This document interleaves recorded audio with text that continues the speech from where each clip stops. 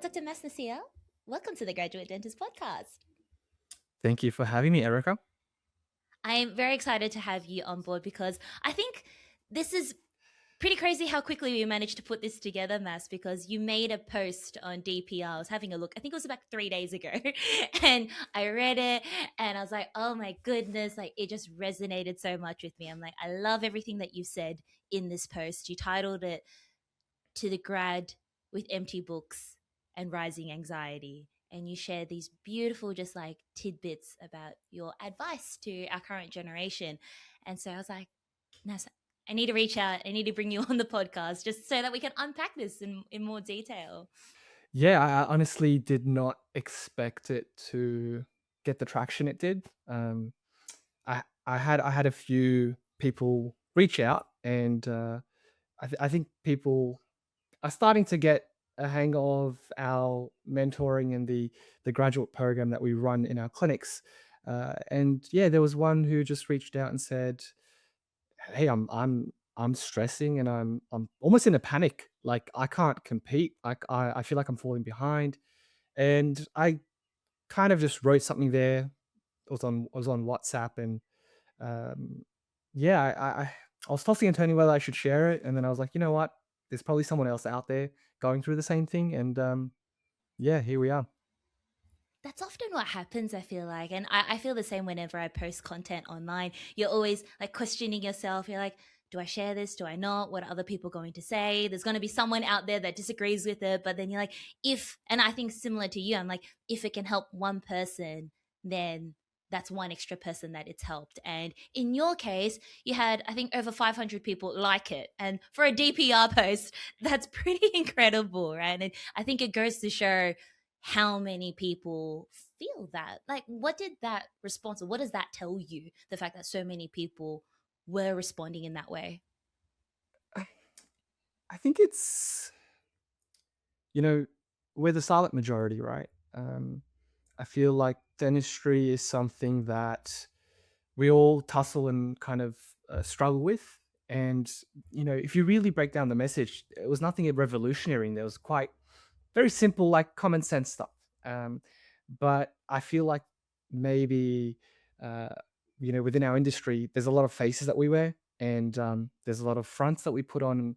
And I do feel like it was just raw. And I think most people, yeah, I think people connected with and identified themselves in that message as well. So, and I'm someone who I'm always quite honest and upfront, and I just kind of tell her how it is. So some people like that, some people do not like that. Yeah. Well, there's something for everyone. I think the right people will hear it. You were sharing before that in the position that you're in right now, you've been growing your practices. You were telling me off recording how you've got two practices that you own, conveniently timed the same time that you had your two little girls as well. But as those practices have grown, you've spent a lot of time, I guess, mentoring new grads, developing your own grad program. I guess, can you share a little bit of light about, yeah, like what that looks like to you and where that passion, that drive comes from in terms of giving back and mentoring? What are things that you see? So we started our first clinic back in 2022. We had no idea what we were doing. A lot of dumb luck, really.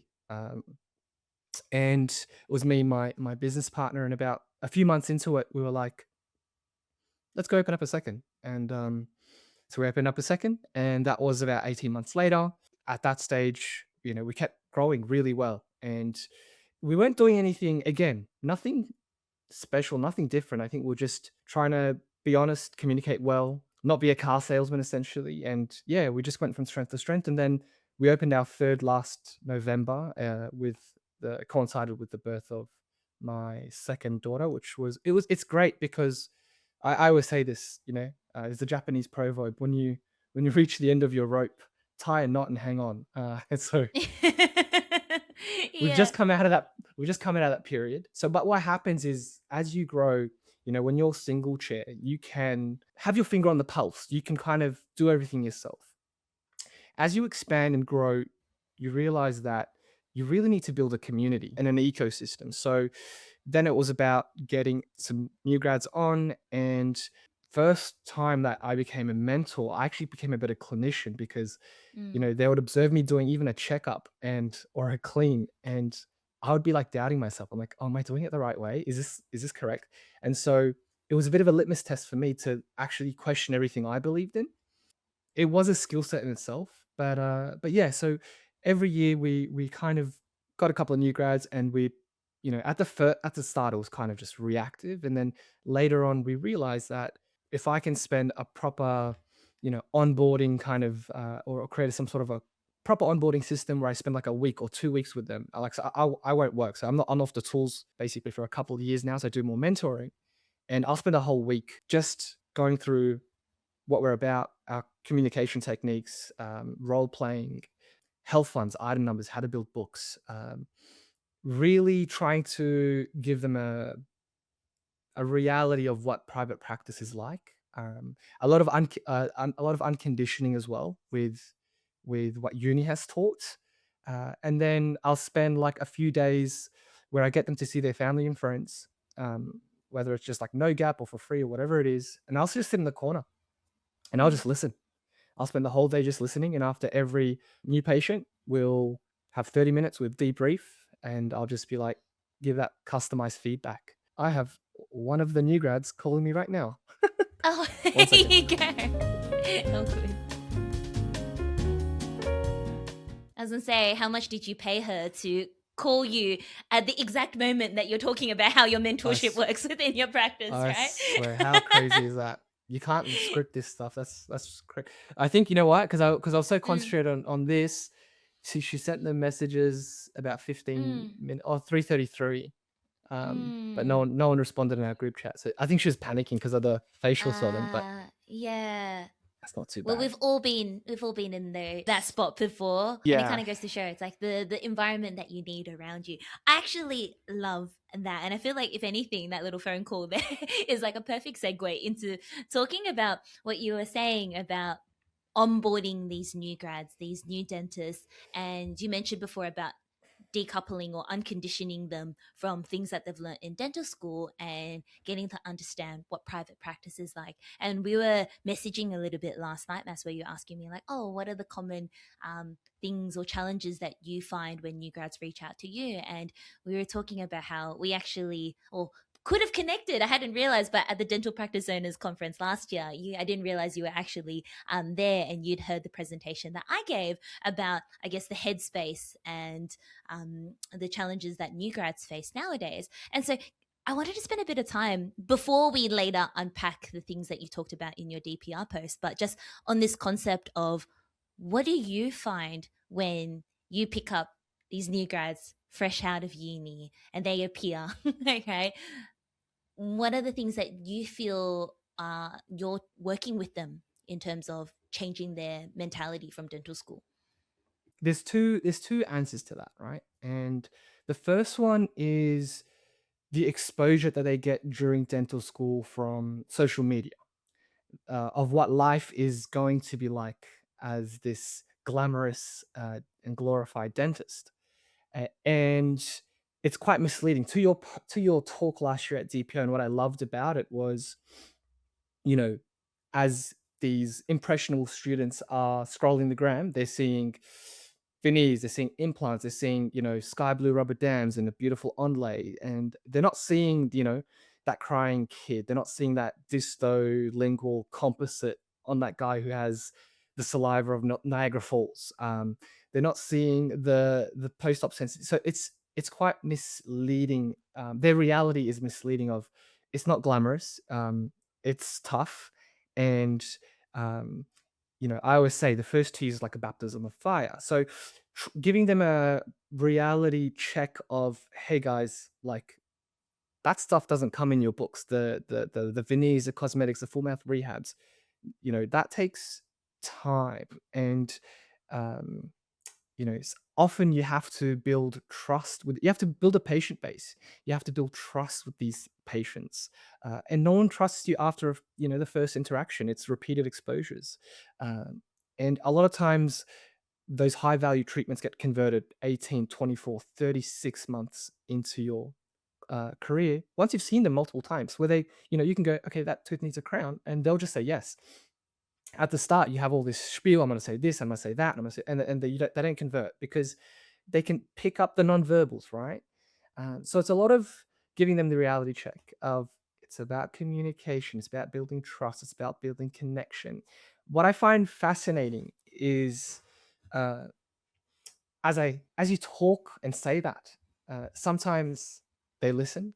Sometimes it sounds a bit fluffy, Yeah, and it's so whether it, wishy-washy. yeah, it's so wishy-washy. And for Mm. someone who, us dentists, we're all like class A personalities. We're highly driven, and we've gone from shoebox to shoebox to shoebox to shoebox, which is like primary school, high school, tutoring, university as a classroom, and then the shoebox of the clinic. And so we lack a lot of those soft skills, that bedside manner, the EQ that we should really be focusing on. So I assess that. And then the other thing from a university perspective itself is, a lot of times, borderline controversial statement, but a lot of times university clinics are done through the public system. And if it's done through the public system, in private practice, you don't use GIC. Like GIC is only used as a temporary. Um, in terms of, there's a lot of like, I dare say, like patch up sort of dentistry, where one of the issues, and maybe it's because of the structure of where the public system is I will call it like conveyor belt dentistry, where patient presents, and because you don't have that continuity of care, you kind of patch up, you kind of just kick the can down the road, and that tooth becomes a problem again and again. It could be a funding issue, it could be who knows, but that's the sort of exposure we're treated to. Whereas you can't, you know, patch up a filling, charge them for it, knowing it's not a good work, and then it's gonna, you have to really address the cause of the problem, and kind of, you know, constantly push yourself to do ideal dentistry. Because downstream of patch up is, we've seen those mouths where it's just patch up composites, and you're like, what's going on here? So it's a lot of unlearning and decoupling, in those ways. Very hard to do, but it's very hard to do. I've realized just quickly, the people that want to change will, and the people that don't want to change won't. And I can't teach you anything. I think Aristotle said it best, and he goes, I can only teach you how to think. And so my role is to get them to think, to get them to challenge their innate sort of beliefs and convictions that they've developed. It takes time. Are you able to pick up on that when you interview your grads, whether there's someone that is willing to change or not willing to change? Have you been burnt by it? Like, what's your experience with hiring, and what have, in terms of what you're looking for a grad, and has that changed over time the more you do? Yes, yes. I have I been burnt? Not really, because we're very thorough in our onboarding. I've been burnt with hiring dentists, absolutely. Um, you know, no one ever puts a bad reference. Like, Mm.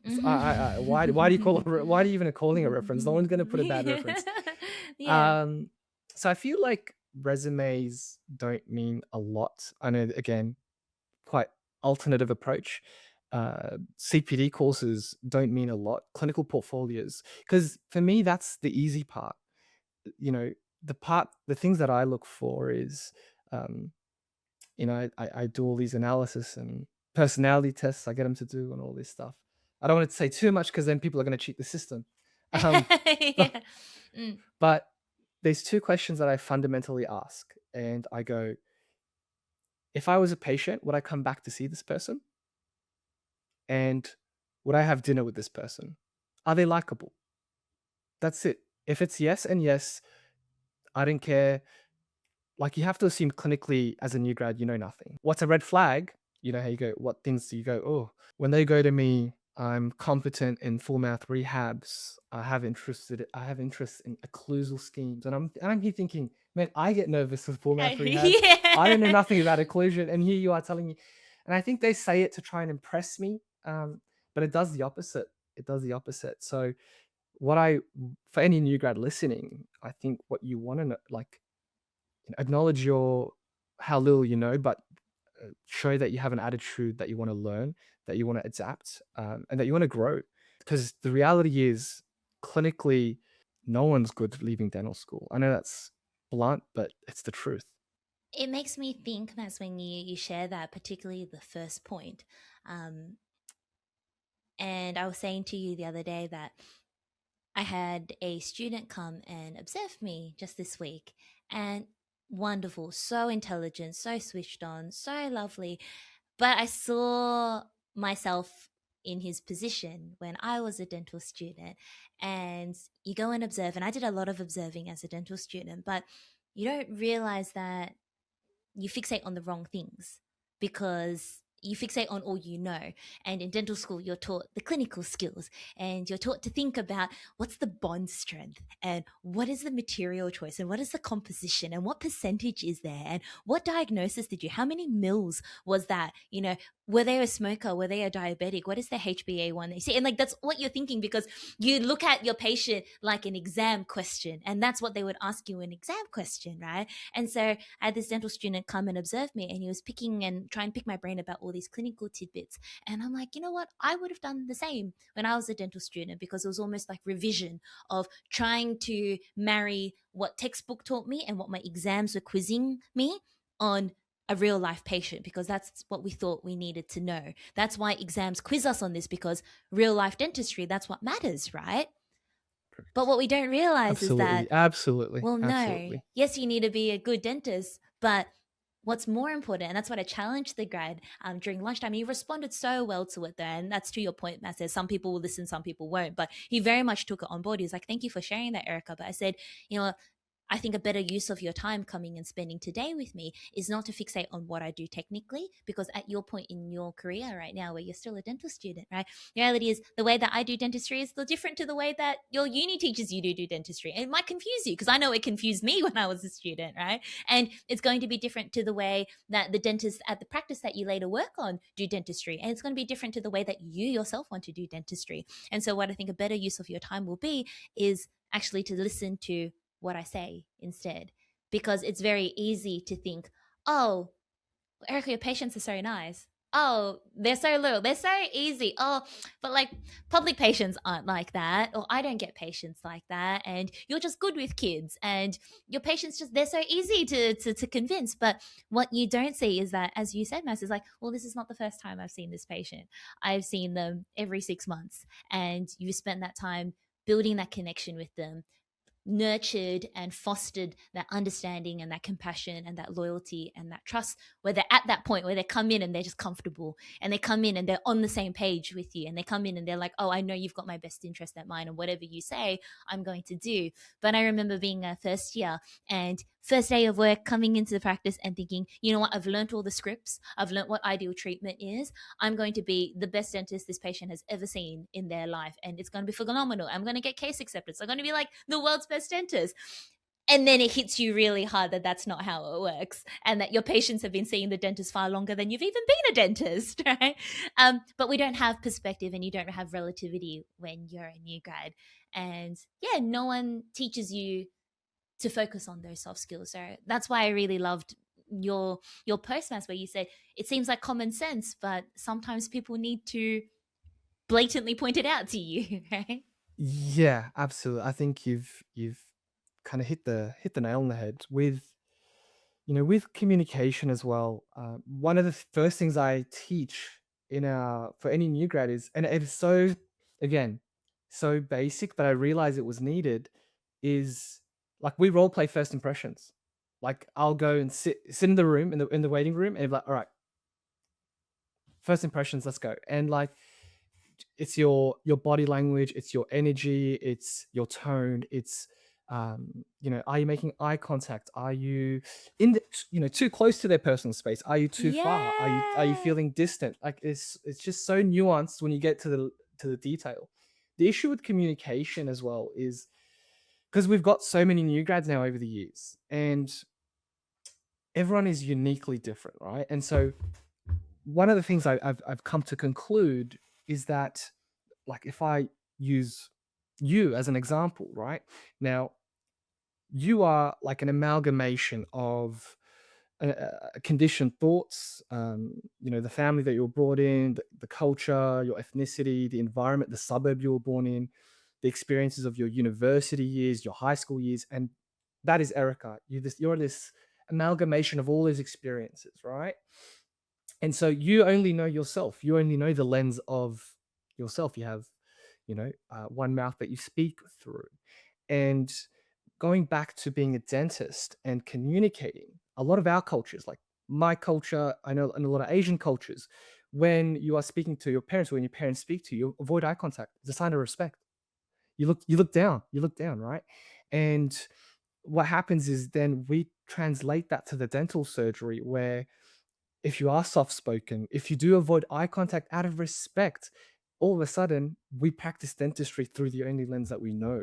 And that Mm. sometimes doesn't, result in being a good dentist or good communication. So it's about identifying that and then creating an identity. I'm a natural introvert. Like massive introvert, and I had to learn how to be this extrovert. And essentially, it's in Atomic Habits by James Clear, and he goes, we link habits to an identity. So you have to get almost like get a piece of paper, write, Mass the dentist or Erica the dentist, and write all the qualities that you want this person to have. So every time you put on that uniform or the loops, you become this person, and that way you could go from being soft spoken, avoiding eye contact, not being confident to, you're this character.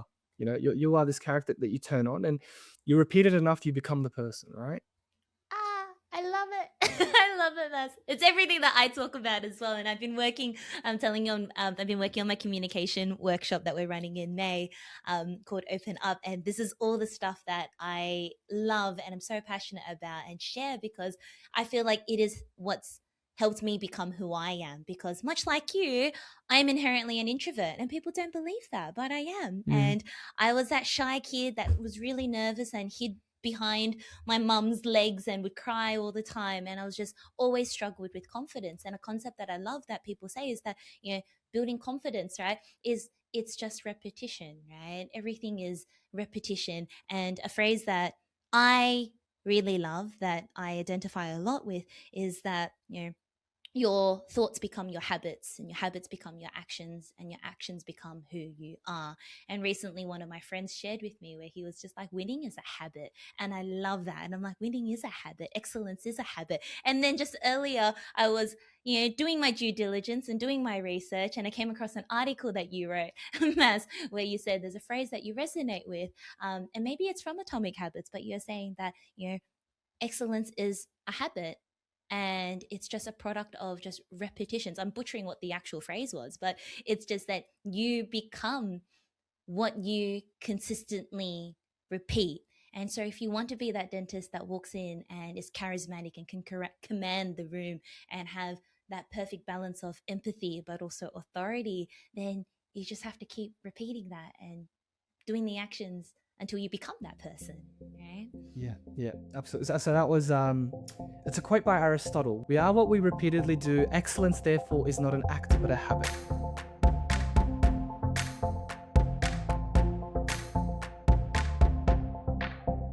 There's a lot that comes with leaving university and properly adulting that no one really prepares you for. As a new grad with an income and newfound responsibilities we don't know what to do with, managing finances can be really tough. That's where JS Medical and Dental Finance comes in. Specializing in financing options tailored to medical and dental professionals, JSMDF is a completely independent broker dedicated to finding the best bank and lender for your unique situation. Led by the incredible Jason Savage, who personally came to my rescue and worked his magic and helped me secure a loan before I even started working, JSMDF is committed to supporting you throughout your personal and professional journey in whatever way you need. Whether you're looking to buy a house, a car, a practice, or pay off that year-long CPD course you signed yourself up for, JSMDF offer comprehensive advice tailored to your short and long-term plans. Their goal is to be with you from day one and thoroughly understand your financial needs and provide solutions that best work for you. And so if you're looking for some advice or you simply want to explore your options, get in touch with Jason and his team. A big thank you to JSMDF for helping make being an adult that extra bit easier and for supporting the graduate dentist community. So I'm just a failed philosopher turned dentist. And Not at all. and for me, again, one of the other things, right? Like, is a quote that I read recently, and it was like, in moments of fear, act Mm, brave, because even if you mm. pretend to be brave, it's still being brave. And so, for any new grad, to a degree, you have to portray confidence, fake it till you make it. Because even if you fake that confidence in that moment, in that sort of communication with that patient, you are confident. You are confident. And so, there's a lot of little things. A lot of my observations, it's all kind of grounded in like philosophy as well. So, yeah, I mean, I'm a nerd for it. I love it. I love it as well, and I feel like it's very grounding, and I think it gives perspective as to why we do what we do. Yeah, you were sharing as well with me that I guess a lot of the work that you do is about like how to be like a good dentist, how to be an ideal dentist. What do you make someone an ideal dentist? What makes a good dentist? What is the reason that patients come back to you and trust you? Do you feel like you figured that out? Do you feel like you've got like the formula for it? The Have you unpacked it? Has it changed over the years in terms of how you have been yourself as a dentist? I'll focus on, instead of what patients look for, I'll focus on that concept of the ideal dentist, right? Um, and that will kind of answer the other part of the question. So, one of the challenges that I faced is, I realized when we had two or three new grads with us, they're all fundamentally different. And I couldn't give blanket advice, right? And I realized one might be a bit overconfident, and another one is a really, really shy and is scared to push themselves.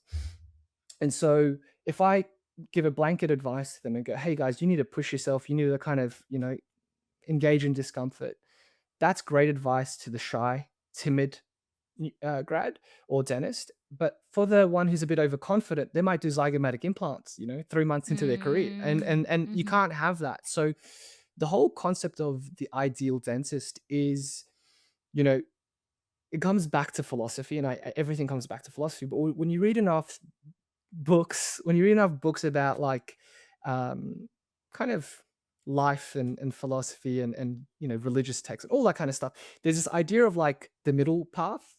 um, and so moderation, the best life is a life of moderation, to the golden mean, as Aristotle says, right? So not to live a life of excess and frugality, but that golden mean, that middle. And going back to the ideal dentist, it's like the best dentists are just averagely good. It's the ones who walk that middle path. They are not too extreme on one way. They're not, not too scared to touch a tooth. They are in that middle path. And so it's everyone's responsibility to constantly reflect and constantly examine themselves, to know where they are on that spectrum, and to, whether you're on this side, nudge yourself to this side. Whether you're on the other side, nudge yourself to the middle. And I feel like if you're in the pursuit of trying to be that ideal dentist, whatever that might mean for you, um, patients will resonate with that, because you're finding like the true version of yourself. And I think what patients look for, and why we've managed to do well, is like, just be authentic. Don't be a car salesman, and acknowledge that no one likes a dentist. I say this thing to our dentists, you know, understand dentistry from a sensory point of view. You know, not don't say, I'm going to put a Toffelmeyer on, or a V. Hey, Mrs. Smith, you're going to feel a little bit of pressure here, right? Who knows what a Toffelmeyer is? It's probably some German guy that named it after himself. I don't know. Um, so there's a lot of like those little things. Yeah, I don't know. That's pretty much it. Your point about finding the middle ground reminds me that I was at a workshop recently, non-dental, and absolutely like phenomenal experience. But the speaker was sharing this concept about, as you've become more successful, how do you like take up that space in the room, right? Like, how do you not feel imposter syndrome? And he shared this idea that he's like, it's this fine balance where You have to simultaneously believe that you are not all that, but also that you are all that. And he's like, and both are truths that exist at the same time. Because on one hand, you need to believe that you are all that and that you are deserving of being in that room, whatever that room may be, whatever that hat, position you've been given, being a dentist, being the most senior person in the room, being the decision maker, being the person that is capable to take care of, that you've studied and you've earned this degree, and that, yeah, you can do it, right? But then at the same time, carry that humility to also recognize that you are not all that. And that you still have so much to learn, and that you need to maintain that humility and be reflective and keep yourself in check. And he's just like, and depending on where you are, because some people naturally will be more confident, then you have to have people that kind of keep you in check and hold you back. But then if you're someone who is less confident and suffers from imposter syndrome and is constantly feeling like I'm not good enough and I can't do that, then you need to be people that believe in you, that, gas you up, that, have faith that you can achieve great things. And I thought that was just such a beautiful way of thinking it. Just like, you are not all that, but at the same time, you are all that. And Absolutely. that's what I thought of when you said walking that middle ground. Yeah, I think even for the people that are a little bit too confident, the Dunning-Kruger sort of effect, if no one tells you to be humble, dentistry will make you humble, right? Yeah, for You're gonna sure. crack. You break that. We've all gone through it, and so one of the questions I was asked recently was, you know, how do you know, how do you know you're a good communicator?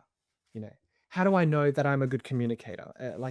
Because it's easy to give someone clinical mentoring because it's quite structured. It's ABCD, right? With communication, because you communicate through the lens that we know through our own mouths, you're kind of borderline telling someone they have a bad personality sometimes. Yeah, And that's true. it's a bit hard. It's a Yeah. bit hard to do. It's very Yeah. difficult to be like, hey, you Yeah. need to know how to connect with people. Uh, It's it's difficult. But I told this person, and I said, so again, it comes back from this concept in philosophy. It's called Pascal's wager. So Pascal was a French philosopher in I believe, the 1800s or 1700s, and he basically said the wager is the famous wager in philosophy, and he said on the existence of God. He's like, you might as well believe in God because there's four outcomes, right? And you either believe in God and it turns out to be true and you go to heaven forever. You believe in God and there's no God and you're worm food. Yeah. You don't believe in God. You don't believe in God and there is a God. You go to eternal hell. And you don't believe in God and you yeah. don't believe in God and there's no God. You're worm food. So the probability of believing God is infinitely and eternally better than not believing it, because if it turns out to be true, then guess what? You're going to heaven. So I use that kind of rationale with going back to this person. I said, just assume that you're a bad communicator. Just even if you're, because there's four outcomes. All right, we'll go through it.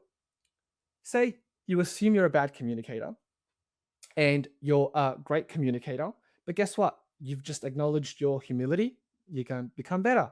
If you assume you're a bad communicator and you are a bad communicator, you're going to get better. Let's go to the flip side. If you assume you're a good communicator and you're a bad communicator, you've just guaranteed your ignorance. And Yeah. if you tell yourself that you're a good communicator and you're a good communicator, great, you're a good communicator. So just assume that you know nothing, assume that you are bad, but that just gives you the room to grow. And so this is what I told this person, and that's how you kind of determine whether you're good or bad. Just I every day I'm like, I still say I don't know anything. It goes back to again, another segue into like Greek philosophy with Socrates. And have you heard of the story of Socrates in his quest for wisdom? All right.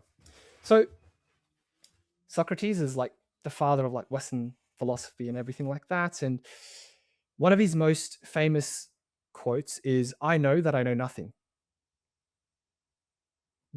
I know that I know nothing.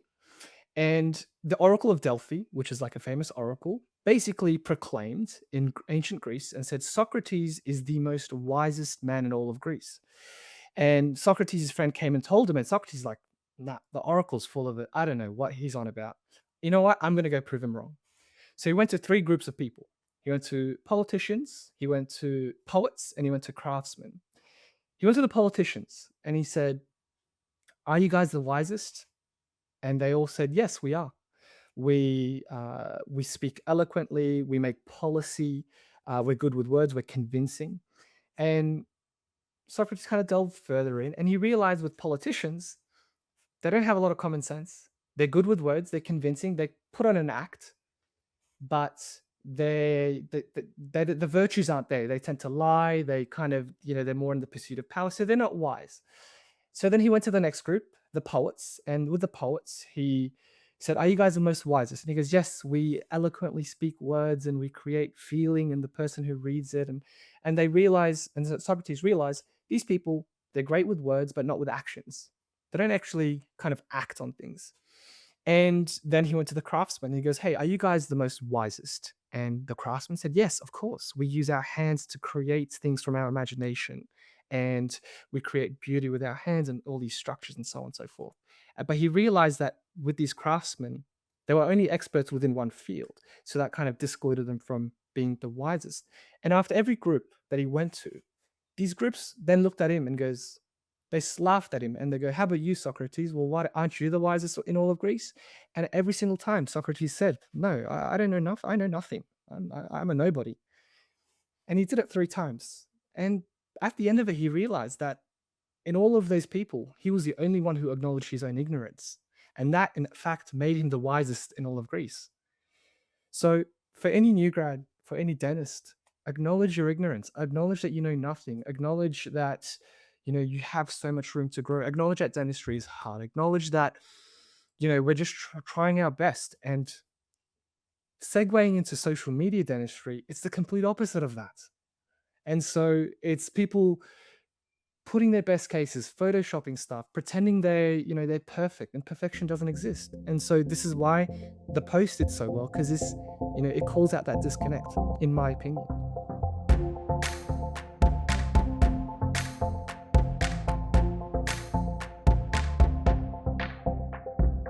Dentistry, particularly as a new grad, is stressful enough as it is.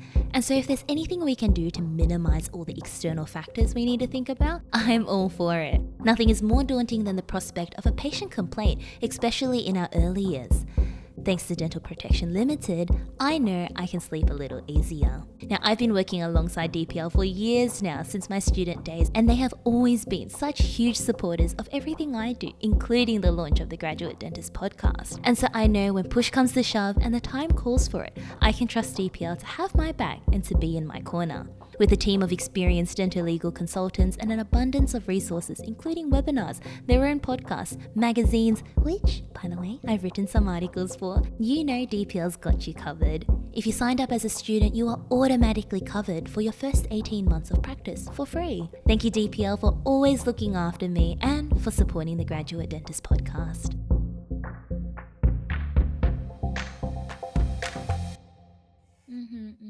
I love that. I love that stories of Socrates, and it's such a good reminder. It's like we don't know what we don't know, and I think that's the whole journey of being a new grad is it's calibrating yourself. And that same student that came and observed me asked me, what is the first year like? And you said before Mass that you're like, it's the baptism by fire. And I said it's just a year of learning to calibrate yourself, but I do think you gave a much more visual description of what it is like. But I said you will be challenged in every aspect, physically, emotionally, socially, technically, everything, right, possible. But it's all about calibrating yourself because you don't know what you don't know. And as you said, sometimes you have to go a little bit further and go too far and be burnt to realize, oh, actually, I'm not all that great. But then you'll also have the moments where you're a bit too scared and you need someone to kind of push you, and you realize, oh, actually I can do those things, I can do hard things. But it's just that humility and that acceptance of just realizing that you're not going to know everything, and that is okay. We are at the beginning of what's to be a very long career ahead of us, and that's what I said to the grad or the student as well, where he says, do you have to do everything? I'm like, goodness no, you do not have to do everything. You should try, but you don't have to be able to take out wisdom teeth, and you don't have to do upper molar endo, and you don't have to do implants, and you don't have to understand occlusion perfectly. It's just you start somewhere and you slowly just like we learn, right? um dentistry is humbling, isn't it, Mass? It's constantly It's testing us. it's it's humbling, and it's a good. It is a you know on the flip side, it is a rewarding profession. I think if you find balance within it, it is a beautiful profession. One of our problems again is, you know, your circle, my circle. We're it's all full of Uber driven, successful, smart people, and all of a sudden that becomes your norm, and you get upset that you're not billing $5,000 a day, and you're only billing 3,000 a day or 2,000. You're on six figures pretty much from the get go, and you realize that you're still the minority in society. Yeah, but you You don't can get have that perspective. no, and it's so important to take a step back and actually see that, you know, there's full time people that work in, like, retail, and there's bus drivers and cleaners and teachers and all of the above, and we're such a privileged position, and it's good to acknowledge that, and sometimes you have to give back as well. Like, I think we have a responsibility to give back.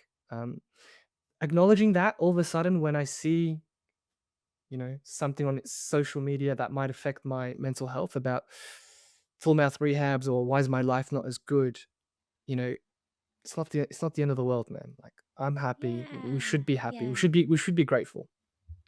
And we were saying before, I had said when we talk about social media, the double edged sword, we talk about it so often on the podcast as well. But um, you don't realize how much it affects you, and how your algorithm feeds into whatever it is that your brain is thinking. It preys on it, and yeah, it can really affect your perception of reality, what is normal. And I had shared that in the last like 2 weeks, Mhm. I just took a break from it all. I just deleted it off of my phone. People are like, what? Like, you're always on Instagram. How can you possibly be deleting it? But I'm like, no, I just needed a break. I can still see messages. I can see it on my laptop. But I just needed a break from doom scrolling and seeing what everyone was doing and all the stories. And it was so liberating. It was so liberating to just be, you know what? I don't need to know what everyone else is doing, and I can just be present in my own life and just be present in what I am doing, and just being happy with that, and they're in progress. And you shared it that you do the same thing as well yourself, like you called it whiteout weekends, where you just, you know what, I don't need to be connected to all of it, because in some ways it makes you even more disconnected, right? Absolutely, absolutely. It's and in the age of information, we feel more isolated than ever. When in the age of connectivity, we feel more disconnected than ever. And for me, it's like this negative spiral. Like, you'll go on it, you doom scroll, you feel that dopamine, right? You feel yourself going down and down, and yeah, I'll just kind of switch off. I'll delete it off the phone. And guess what? It's boring. It is because you're not getting the dopamine effect. So you realize, oh my gosh, I got so much time.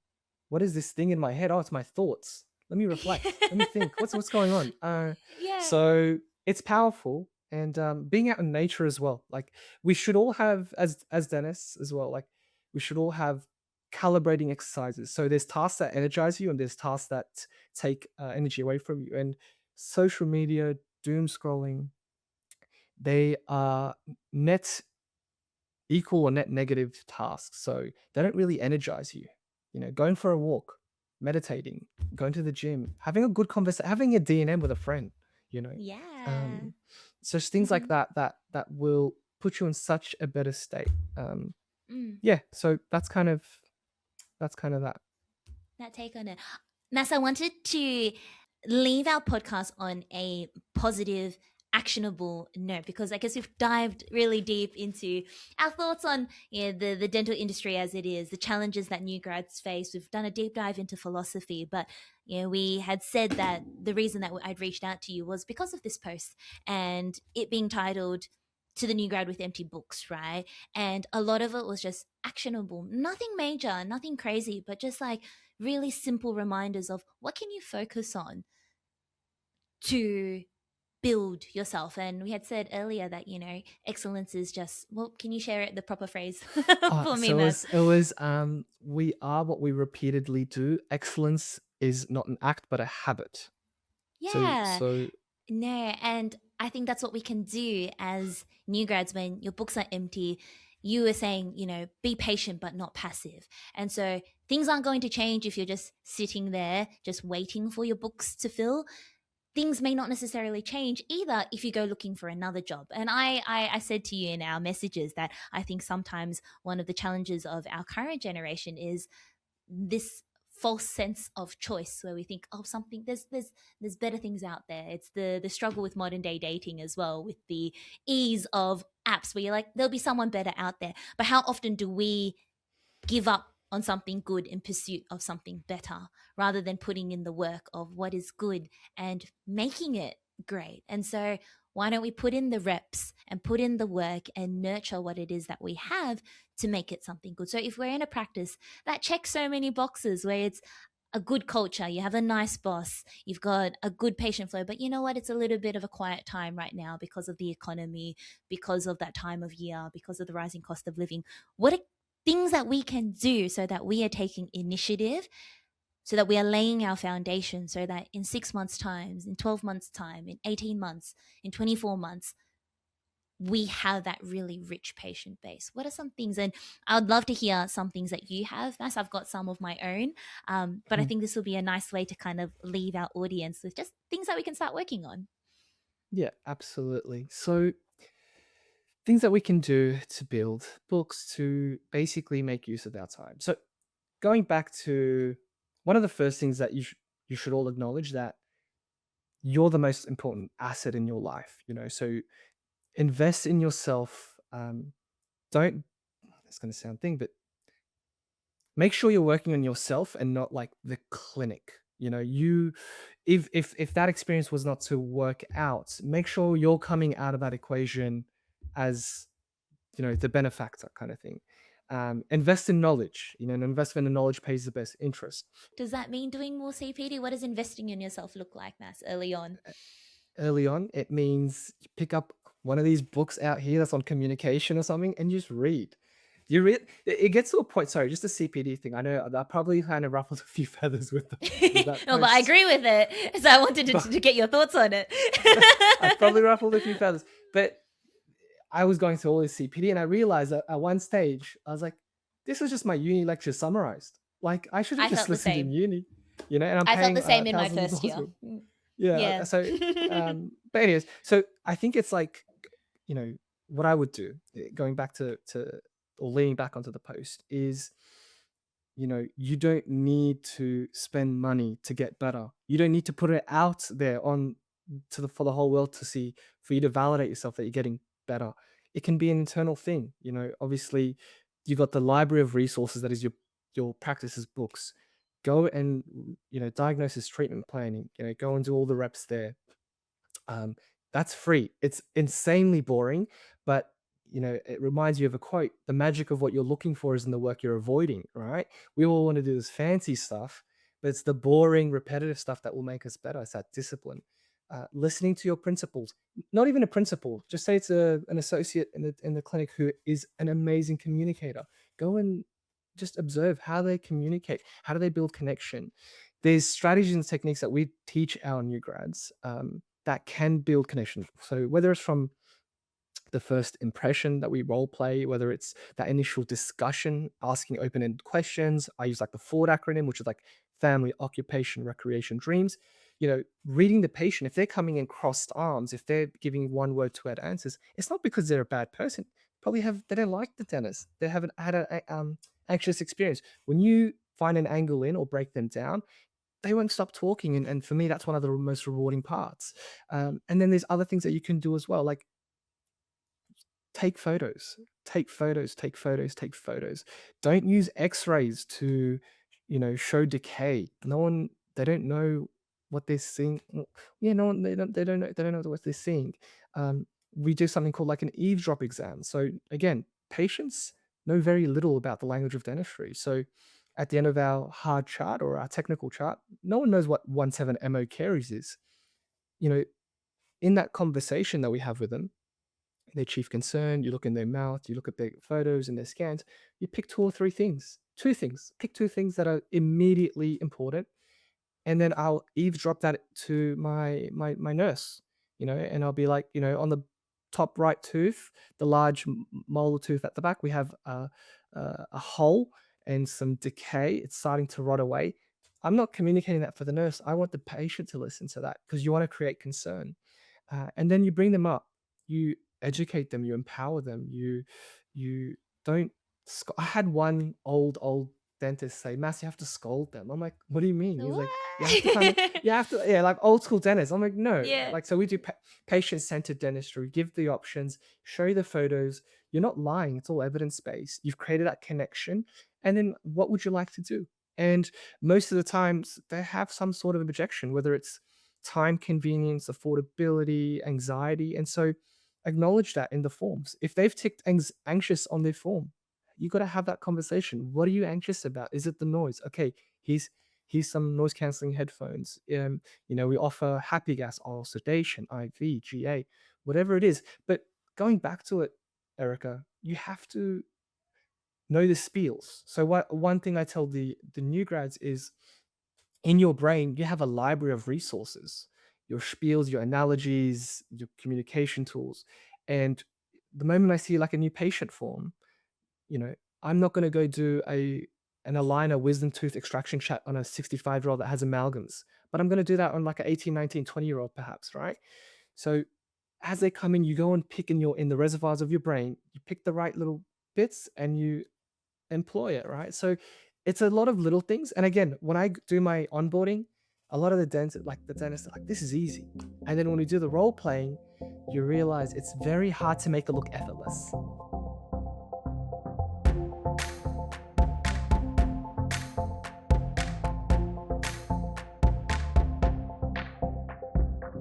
In a profession like dentistry, people don't always realize just how physically taxing it can be. One of the best pieces of advice I got early on in my career was simple: protect yourself, especially whilst we're young, fit, and healthy, because you never know what might happen. It's easy to think we're young and invincible, but I've heard way too many stories, from sporting mishaps, back spasms, hand and shoulder injuries. I mean, I've even heard of someone sneezing and putting their back out. And just like that, you could be out of work for months. That's why things like income protection, trauma cover, or total and permanent disability insurance are so important. It's about having that extra layer of security and peace of mind, knowing that you have a backup plan in case something were to ever stop you from working. And I couldn't have asked for anyone better than Chris Chand at Sharon Partners to look after me. Chris has been my personal insurance broker and financial advisor since I was a new grad, and I'm genuinely so grateful for all the time he spends getting to know me and my goals. Chris and his team specialize in financial planning specifically for healthcare professionals, so they understand the unique challenges of our industry. That way, we can focus on what we do best, looking after our patients whilst they help secure our financial future and protect arguably our greatest asset,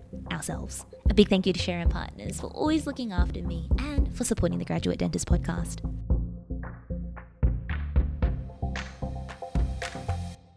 I agree though, but it seems effortless when you see someone say it, but you don't realize that they've said the same thing 1,000 times. That new patient spiel as you are greeting them from the waiting room, that first impression that you make as you walk them down the hallway, as you tell them where to put their bag, you should introduce your nurse. It's like, yes, you've done it a million times, but that's why it flows off your tongue. But guess what? It's your patient's first time hearing it. And I think sometimes we try to overcomplicate it of like, oh, what's the best way that I can do this or employ these new techniques? But you're just like, it doesn't have to be fancy. It doesn't have to be groundbreaking. You don't have to reinvent the wheel. You just got to do the same thing over and over and over and over again. Absolutely. Right? Yeah. To your Yeah. point as well, to your point, Erica, quickly, like look at the profession of what they do. I will tweak my language and my communication to the profession of the patient. Yeah, right. So if it's like an engineer, I'll be a bit more technical. If it's a nurse, I'll be a bit more health based. If it's, if it's a mom, I have some anecdote about my kid. Whatever it is. So you have something for everything. It takes time to develop, and true mastery of your analogies and your communication. I do so we do our onboarding. I do weekly mentoring sessions, and then we do monthly clinician meetups as well, amongst other things, right? And in one of my weekly sessions last year, true mastery is you have this scripted spiel. And when you first start, you're like, okay, this spiel about splints is 30 seconds long. I have to say the whole thing for this patient to understand. The patient sometimes might say yes straight away after 5 seconds. You But don't have to then do I was it. finding, Mm, mm. but these guys were still going, yes, but then also the benefits of the splint are this. And I'm like, You're by over that stage, it's curdling noise. it. Exactly. Yeah. And so Mhm. knowing when to kind of customize it for that patient in the chair. And that's when that mastery is. I also teach this thing called, like, you have your thinking brain and your speaking brain. And I do this thing, and I'm like, because when they try and communicate, the ums and the ahs start, right? The filler words. And it's when you have a speaking brain and a thinking brain, and your brain is saying the spiel, and your thinking brain is kind of reading the room, knowing what to say next. And it's kind of catching up. And if you don't have this sorted, this is when it goes, so, Erica, you're going to need two fillings, there's some decay there. And yeah, and so we're going to do this. And so you have to make sure they're flowing, because the moment they catch up with each other, that's when the filler words start. I know you were saying that it was a controversial point, but I really agree with the whole that I think the best learning you can get is through observing and spending, and as we said, like taking that initiative too, because I think I see so often with grads is that, as you said, it's like, oh, let me go pay to do this weekend course, let me go sign up for this and go attend these webinars and do all of these things. But then in your downtime at your practice, you're just like, oh, okay, maybe I'll go home. I hope I have an early mark, or I'm just going to go get a coffee, or I'll go sit in my car. But then it's just like, well, even if your books are quiet, there's a wealth of knowledge in the room next door, just to be a fly on the wall, just to see how that they treatment plan. And it can be technical. You can just see how they treatment plan, and then that helps reinforce how you might own a treatment plan. But as you said, listening to what they say, their spiels. And I think that as a part of communication, we become an amalgamation of all the people that we've heard in the past. You take little analogies from this person, you take little spiels from that person, that phrase that this person used, this word that they use, and you're like, oh, I like that. I'm going to take that. And you make it your own, you add your own flavor and spice to it, and then it becomes you, right? Um, I feel like that's so powerful. And yeah, so important when you're early on, and a really great use of your time. No, it's a lot of work. It's a lot of work, sometimes I forget. I don't know about you, but I forget how little I actually knew, and so sometimes I communicate things assuming they know, and then I realize, wait a second, you really have to take it back. In the early days, yeah, when I had a case and I was like struggling with, or I was anxious about, like, all my thoughts gets mumble jumbled in my head, and I start thinking illogically. I start trying to get golden goose solutions, but then I'd ask my colleague, and because they're not emotionally attached to the case, it's just pure Yeah, logic. It's so easy. Oh, yeah, just do this, just do yeah, this, just do this. And I'm like, yeah, right. But I'm the same. Like, you'll come to me with a yeah, case, and I'm like, and you're like fretting and stressing, and I'll be like, "Man, what do you mean? What are you talking about? Just do this. Boom, boom, boom, boom." yeah. But it's the power of like that emotion, getting that too tied up in an emotional way. But I think, just to add on to that point, Mass, I was sharing this with a grad the other day about, they talk about it's just your capacity, right?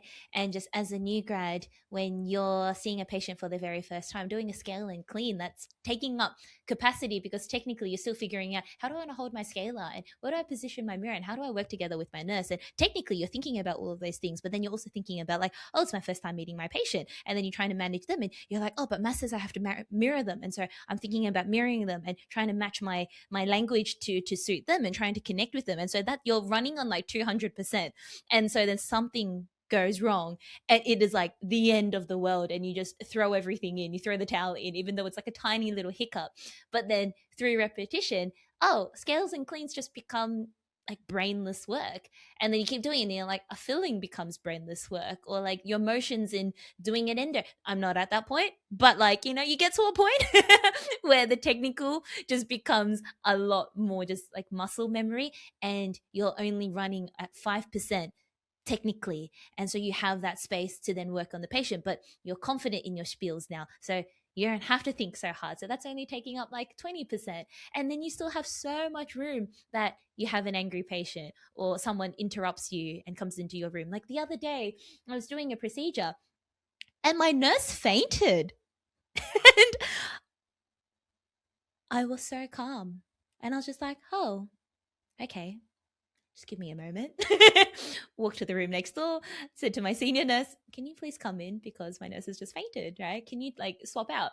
And then I'd go to the next room and say to our new grad and her nurse, who thankfully they went with patients, like, would you guys mind looking after my nurse because she's just fainted and I need to continue with the appointment? And came back and said to the patient, like, it's okay. It's just really hot in this room, but you're fine. Things are okay, let's continue.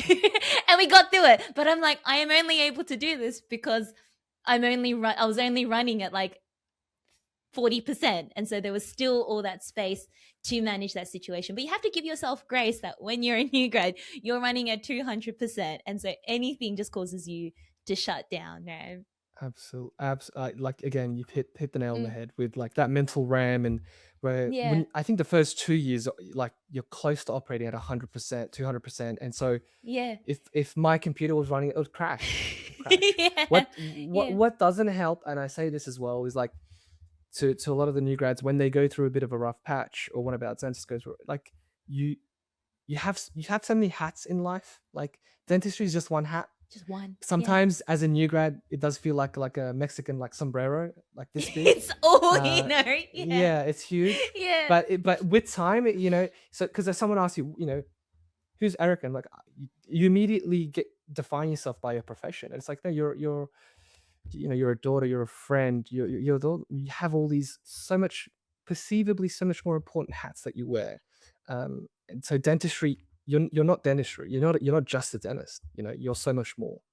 Um, and it's important to remind yourself when you go through those complications or those down periods, because you know, like I think as we know with dentists and mental health, it's such a big thing, and it's like, guys, it's just a tooth. Like, don't worry about it. Don't worry, it's just a tooth. There's no point fretting and stressing, and you should be in an environment and a workplace that acknowledges that and supports you through those down periods more so than the up the things are easy when they're going well. It's when you screw up, and we all screw up. I screw up. I've screwed up. Like and someone that tells you they haven't screwed up, I wouldn't want to go to them as a dentist because they're ignorant. Yeah. They don't then. Yeah, they just don't realize they have.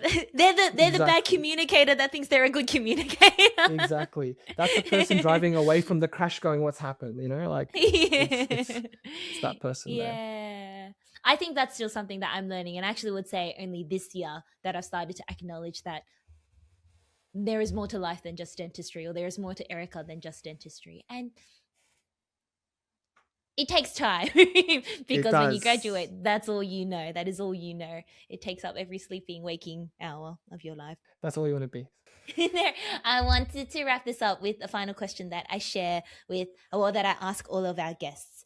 And it is that day in day out we have all these conversations. I imagine you have a lot of conversations with your grads, with prospectives, with people that reach out to you. Perhaps after you've done your DPR post, people may have reached out to you personally as well. But you have these conversations, and every so often someone says this one thing that just sticks with you, or maybe it's from your time when you did your philosophy, and there's another quote that you have that just sticks with you and is a mantra, or something that just carry through your day to day. I know I have a lot of them. And so I wanted to ask you, is there a conversation? Is there a phrase? Is there a story that sticks with you, that comes front to mind, that you think would be beneficial to share with our graduate dentist audience as a little passing note? I'll share a new grad. So I was one of those dentists who was like the sole dentist as a new grad. Like there was no other dentist on site. I kind of helped set up like the general dental clinic of an ortho clinic. as a new grad. So I was like ordering and stuff from week one, which kind of ties into the ownership thing. But uh, it was tough. I was doing like honestly like 60, 70 hours weeks. Because I was doing all the admin stuff as well. And I was like at my wits' end. Mental health was down the drums, lost all this weight. I was like proper depressed, right? And my nurse, who, she was like just a heart of gold. And sometimes you create those connections, right? And she bought me a ship. I can see it. I don't know if you can see it. Yeah, this ship there. And she gave me a quote, two quotes. And she said, Mass, a ship only sinks if it lets water in. So don't let negative thoughts enter. And then a ship uses the stars to set its course, not other ships. And so this is one thing I do with our new grads at the end of our onboarding. I will buy them all a little ship like that, and I'll write them a little quote, and I give it to them. And just remember that, things are going to get tough. Don't let don't let those negative thoughts take over. And then also don't compare yourself. Don't your dreams and your aspirations should be so much bigger than comparing yourself to other ships, right? Because they might be on the wrong course. So yeah, that's probably it. That's such a beautiful story, and such a nice way of ending things. Is I think it wraps up everything that we were saying. It's a nice positive thought of just, yeah, everything is the way you see it. It's how you choose to see it, and to remember that you're on your own course. I like that. I'm a big believer. The universe has greater plans for us, grander plans for us, and to not be distracted by what other people are doing, but to stick on your own path. So thank you so much, Mass, for sharing that story and for coming and joining me on today's episode. No, thank you for having me, and yeah, no, I really enjoyed it. And thank you for everything you're doing for the profession. It's like you have such a powerful platform, and yeah, you're doing good things. So I really respect that. Thank you. Thank you so much. And thank you guys so much for tuning in to another episode of the Graduate Dentist Podcast. I really hope you've taken something valuable away from this episode and that you feel heard, you feel seen, inspired, and optimistic about our journey as graduate dentists. As I always say, we're in it together, so let's spread the word, let's share the love, send this to your friends, your colleagues, and those who are on a similar path who you feel may benefit from being part of the community. I'd love to hear your thoughts, so send me a message, and we'll see you again in 2 weeks' time for another episode.